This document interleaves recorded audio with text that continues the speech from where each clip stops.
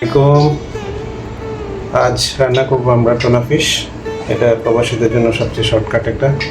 এর জন্য ইনগ্রিডিয়েন্ট লাগছে আমাদের পেঁয়াজ, ধনিয়া পাতা, কাঁচামরিচ, আদা রসুন পেস্ট, টমেটো এবং একটু কারি পাতা।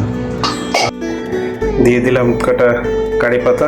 এখন দিব কাঁচামরিচ, তারপরে দিয়ে দিব আমাদের পেঁয়াজ কাটাগুলো।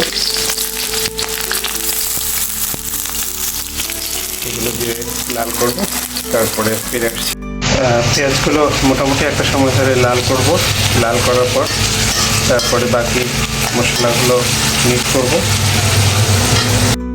পেঁয়াজ মোটামুটি একটু লাল হয়ে এসছে। এখন আমরা একে একে মশলাগুলি দিয়ে দিচ্ছি এখানে আদা রসুন, তারপরে একটু হলুদ,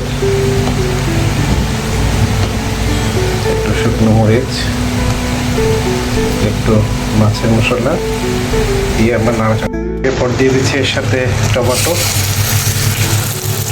পরে আসছে পর্যায়ে আমাদের মশলাগুলো মোটামুটি লাল হয়ে এসছে। তবে লবণটা দেবো আমরা সবার শেষে, কারণ টোনা ফিশে লবণে মিলিয়ে থাকে, তো সেই কারণে সর্বশেষে আমরা লবণটা দিয়ে উঠাবো। এখন দিয়ে দিচ্ছি আমাদের সেই টোনা ফিশের প্যাকেটটা ঢেলে দিচ্ছি। একটি এই আরেকটি দুটি। যেহেতু প্যাকেটের অবস্থা একটু চাপা থাকে, এগুলিকে পুরোপুরি আস্তে আস্তে ছোটো ছোটো করে দিতে হবে। দিয়ে তারপর আবার নাড়াতে থাকবে।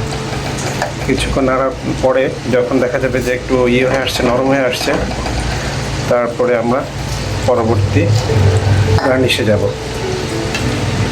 আপাতত এখন হচ্ছে মিনিট 5 মতো আমরা সিদ্ধ করবো এটা। 5 মিনিট পর এখন মোটামুটি একটা ইয়েতে চলে এসছে। এখন আমরা দিয়ে দিব লবণ দিয়ে আবার একটু নাড়াচাড়া করব। কালারটা মাশাআল্লাহ খুব সুন্দর হয়েছে, টোনা ফিশের একটা গুণাগুণ। এরপরে আমরা দিয়ে দিচ্ছি একটু ধনিয়া পাতা। বাস কিছুক্ষণ দমে রাখবো, তারপরে তৈরি হয়ে যাবে সুস্বাদু টোনা ফিশের ভুনা। সবাই ভালো থাকবেন, কথা হবে ইনশাআল্লাহ। আসসালামু আলাইকুম ওয়া রাহমাতুল্লাহ।